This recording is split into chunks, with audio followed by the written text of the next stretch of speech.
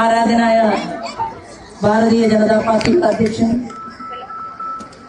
നമുക്ക് ഏവരോടുമൊപ്പം ഈ സമരഭൂമിയിൽ എത്തിച്ചേർന്നിട്ടുള്ള ശ്രീ രാജീവ് ചന്ദ്രശേഖർ അവർ, നമ്മുടെ പ്രിയപ്പെട്ട രാജീവേട്ടൻ, മഹിളാ മോർച്ചയുടെ സംസ്ഥാന അധ്യക്ഷ ശ്രീമതി നവ്യ ഹരിദാസ്, ഭാരതീയ ജനതാ പാർട്ടിയുടെ സംസ്ഥാന നേതാക്കളായിട്ടുള്ള Shrimati T P Sindhumol, Sreelekha IPS അവറുകൾ, ആദരണീയായിട്ടുള്ള ശ്രീ വി ടി രമ അവറുകൾ, സംസ്ഥാന സെക്രട്ടറി അഞ്ജന, വേദിയിലുള്ള CD മനോജ്,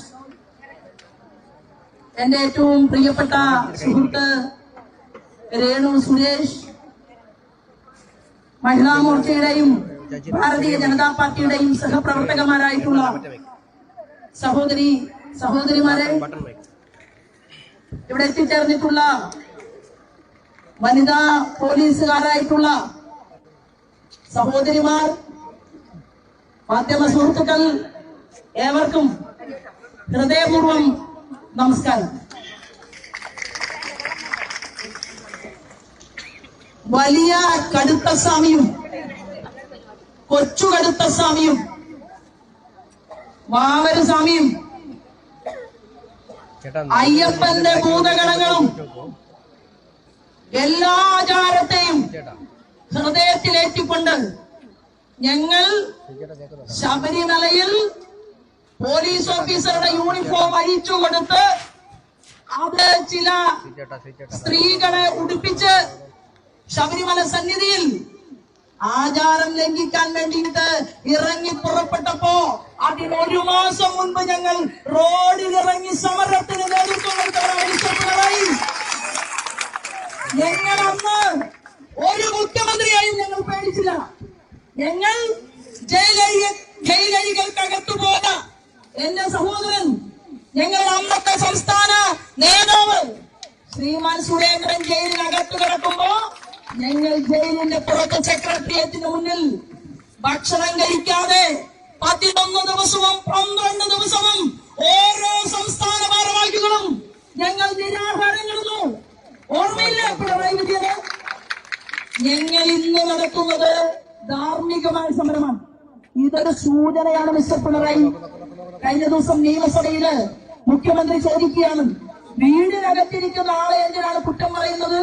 ആരാ വീടിനകത്തിരിക്കുന്നത്? വിവേക്.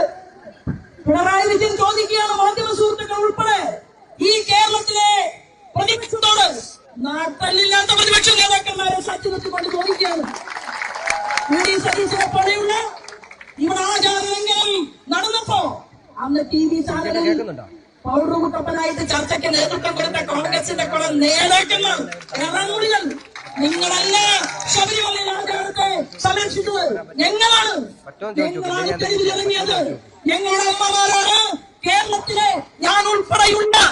ഞങ്ങൾക്കെല്ലാം തന്നെ ചോറ് വെച്ചു വിളമ്പി തന്നത് 1 മാസക്കാലം ഇവിടുത്തെ ഭക്തരായിട്ടുള്ള, അതിൽ NSS ഉണ്ട്, SNDP ഉണ്ട്, KPMS ഉണ്ട്, പുലയ മഹാസഭയുണ്ട്, എല്ലാ മനുഷ്യരും ഉണ്ടായിരുന്നു. അതിൽ ക്രിസ്ത്യൻ സുഹൃത്തുക്കളുണ്ട് പത്തനംതിട്ടയില്, മുസ്ലിം വ്യാപാരി സുഹൃത്തുക്കളുണ്ട് പത്തനംതിട്ടയില്.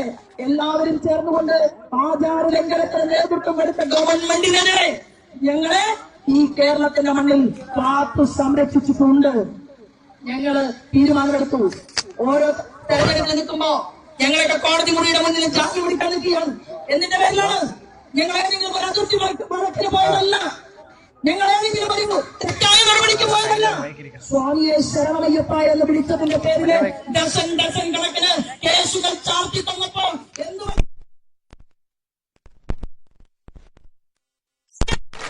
ഒഴിച്ചുപോയോ? ഒന്നും സംഭവിച്ചില്ല. നിങ്ങൾ ചോദിച്ചല്ലോ പ്രതിപക്ഷ നേതാവിനോട്, എന്റെ മകൻ വിവേകനെ തൊട്ട് കളിച്ചപ്പോ പൊള്ളി അല്ലേ? വിവേകനെ അറിയുമോ? ഞങ്ങൾക്ക് ആർക്കും അറിയില്ല മിസ്റ്റർ പിണറായി വിവേകനെ.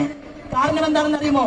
പാവപ്പെട്ട സാധാരണക്കാരായ മനുഷ്യർ, സുധാകരൻ സാറിനെ പോലെ, മൺമറഞ്ഞു പോയ അച്യുതാനന്ദൻ സഖാവിനെ പോലെ, കമ്മ്യൂണിസ്റ്റ് പ്രസ്ഥാനത്തിന് വേണ്ടി കൊടി പിടിച്ച് ജയ് വിളിച്ച് പാവപ്പെട്ടവന് വേണ്ടി പട്ടിണി ജാഥ നയിച്ച AK ഗോപാലിനെ പോലെ, EM ശങ്കരൻ നമ്പൂതിരിപ്പാടിനെ പോലെയുള്ള നല്ലവരായ കമ്മ്യൂണിസ്റ്റ് പാർട്ടിയുടെ നേതാക്കന്മാർക്കെല്ലാം തീരെ കളങ്കമാണ് പിണറായി നിങ്ങളുടെ മകൻ വിവേക് എന്ന് ഓർമ്മപ്പെടുത്താൻ ഞാൻ ആഗ്രഹിക്കുകയാണ്.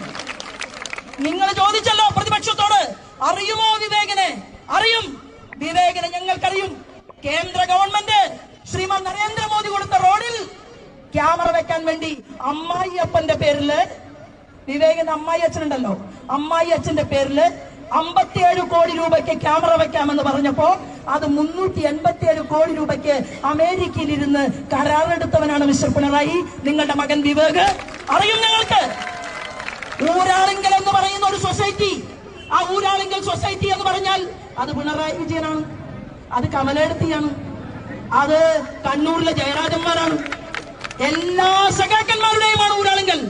എവിടെ പാലം പണിയുന്നുണ്ടോ ലേലം ഊരാളിങ്കല്, എവിടെ റോഡ് പണിയുന്നുണ്ടോ കേന്ദ്രത്തിൽ നിന്ന്. ഞാനും വിചാരിച്ചു എന്താണ് ഈ പിണറായി വിജയൻ എതിർക്കാത്തത്, ദേശീയപാത ഇടിഞ്ഞു പൊളിഞ്ഞു വീണിട്ട്. എന്താ കാര്യമെന്നറിയുമോ? അത് മറിച്ചു കൊടുത്ത് ആരാ പണിക്കുന്നത്?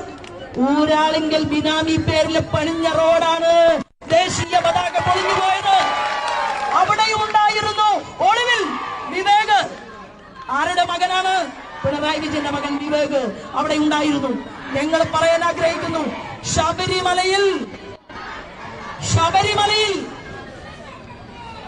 ശബരിമലയിൽ ആചാരലംഘനം നടത്താൻ നേതൃത്വം കൊടുത്തുകൊണ്ട് വിമാനത്താവളം ഉണ്ടാക്കണം എന്ന് തീരുമാനിക്കുമ്പോ ഒരാളും, മഹിളാ മോർച്ചയുടെ പ്രവർത്തകന്മാരോട് ഞാൻ പറയുകയാണ്, പ്രോഗ്രാം കഴിയട്ടെ, ഒരാളും അകത്തു പോകുന്നില്ല.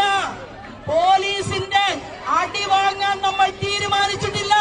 തീരുമാനിച്ചാൽ ആദ്യം ഞാൻ പോകും, എന്നോടൊപ്പം സിന്ധുമോളുണ്ടാകും, നമ്മുടെ ശ്രീലാഗ മാഡം ഉൾപ്പെടെയുള്ളവർ അടിവാങ്ങും. നിങ്ങളെ തല്ലുകൊള്ളിക്കാൻ നമ്മൾ തീരുമാനമെടുത്തിട്ടില്ല. പിന്നെയോ ജയിലിന്റെ പഴയ ജയിൽ DGP ഉണ്ടല്ലോ, മഹിളാ മോർച്ച അമ്മമാരോട് ഞാൻ പറയുകയാണ്, പഴയ ജയിൽ DGP ശ്രീലാഗ മാഡം പിണറായി വിജയനെതിരെ മുദ്രാവാക്യം വിളിച്ചുകൊണ്ട് ജയിലിനകത്ത് പോകും. എന്നിട്ട് മാത്രമേ നിങ്ങൾ അകത്തു പോകേണ്ട സാഹചര്യം ഉണ്ടാകൂ. ഞാൻ പറയുന്നത് എന്റെ പ്രിയപ്പെട്ട സഹപ്രവർത്തകന്മാരെ, 1950 ക്ഷേത്രത്തിൽ, ശബരിമല ക്ഷേത്രത്തിൽ തീപിടുത്തമുണ്ടായത്.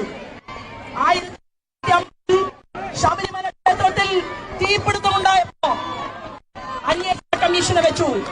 IG സംസാരിക്കരുത്.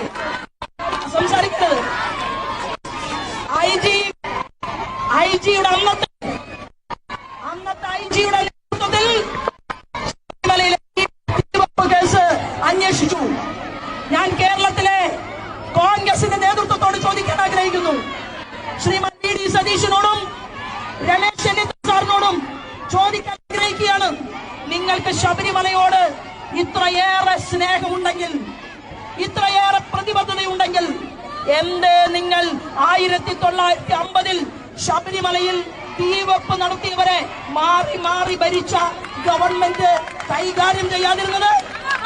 നിങ്ങൾക്ക് കോൺഗ്രസിന് ഇത്രയേറെ സ്നേഹമുണ്ടായിരുന്നുവെങ്കിൽ 1957 മുഖ്യമന്ത്രിയുടെ മേശപ്പുറത്ത് വെച്ച റിപ്പോർട്ടുണ്ടല്ലോ, ആ റിപ്പോർട്ട് എന്തേ കേരളത്തിന്റെ മണ്ണിൽ വെളിച്ചം കണ്ടില്ല? ഞങ്ങൾ പറയാൻ ആഗ്രഹിക്കുകയാണ്, ഒരു കഥയുണ്ട്, ഒരു ചരിത്രമുണ്ട് പന്തളം കൊട്ടാരത്തിന് ഒരു കഥയുണ്ട്, ചരിത്രമുണ്ട്. പന്തളം കൊട്ടാരം പടപേടിച്ച് പന്തളത്ത് ചെന്നാൽ പന്തം കൊളുത്തിപ്പട, ഓർമ്മയില്ലേ? എങ്ങനെയാണ് ആ പേരുണ്ടായത്? പന്തളത്തെയും ശബരിമലയെയും കവർന്നെടുക്കാൻ വേണ്ടി മല കടന്ന് പന്തളത്തേക്ക് കൊള്ളക്കാർ വരുമായിരുന്നു. ആ കൊള്ളക്കാരെ ചെറുത്തു തോൽപ്പിക്കാൻ വേണ്ടി പന്തളം രാജാവ് പന്തം കൊളുത്തി പട പ്രഖ്യാപിച്ചു. അങ്ങനെയാണ് പന്തളത്ത് പടയുണ്ടായത്.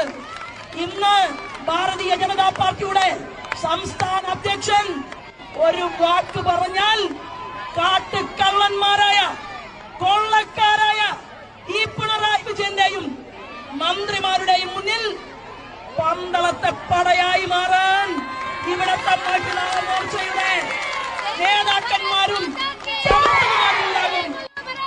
ഒരു വാക്ക് പറയണം, ഞങ്ങളാവണോ പന്തളത്തെ പട വഹിക്കാൻ? ഞങ്ങളോട് ഓർഡർ ഇട്ടാൽ കേരളത്തിലെ ഞങ്ങൾ നയിക്കും പന്തളത്തപ്പട, ഞങ്ങൾ നയിക്കും പന്തളത്തപ്പട. അയ്യപ്പനെ സംരക്ഷിക്കാൻ വേണ്ടി പന്തളത്തപ്പട നയിക്കാൻ ഞങ്ങൾ പോകാൻ തയ്യാറാകും. ഇന്ന് തീവട്ടിക്കൊള്ളക്കാർ ശബരിമലയിലെ നായനാര് മുഖ്യമന്ത്രിയായിരിക്കുന്ന സമയത്ത് അന്നാണ് വിജയ് മല്യ സ്വർണം പൂശാൻ തീരുമാനിച്ചത്. അത് നായനാര് പറഞ്ഞു, സ്വർണം പൂശണോ പൈസ ഗവൺമെന്റിലേക്ക് തന്നാ പോലെ. അപ്പോ വിജയ് മല്യയുടെ ഓഫീസ് കോടതി മുമ്പാകെ പോയി. അങ്ങനെ കോടതി മുമ്പാകെ പോയപ്പോ കോടതി പറഞ്ഞു, എത്രയാണ്? 30 കിലോ സ്വർണം. 30 കിലോ സ്വർണം ശബരിമലയിൽ സ്വർണം പൂശിയിട്ടുണ്ട്. ആ 30 കിലോ കവർന്നെടുക്കാൻ വേണ്ടി പിണറായി വിജയനല്ല, പിണറായി പാറപ്പുറത്തെ അഭിനവ തമ്പുരാനല്ല, ആര് വന്നാലും മാറി നിൽക്കാൻ പറഞ്ഞ് നമ്മൾ പട നയിക്കും. ഇതാണ് ഇന്നത്തെ കാർമിക സമരം. ഞാൻ ദീർഘിപ്പിക്കുന്നില്ല. മഹിളാ മോർച്ചയുടെ ഈ സമരത്തിന് ഐക്യദാർഢ്യം പ്രഖ്യാപിച്ചുകൊണ്ട് ഞാൻ എന്റെ വാക്കുകൾ നിർത്തുന്നു. വന്ദേ മാതരം.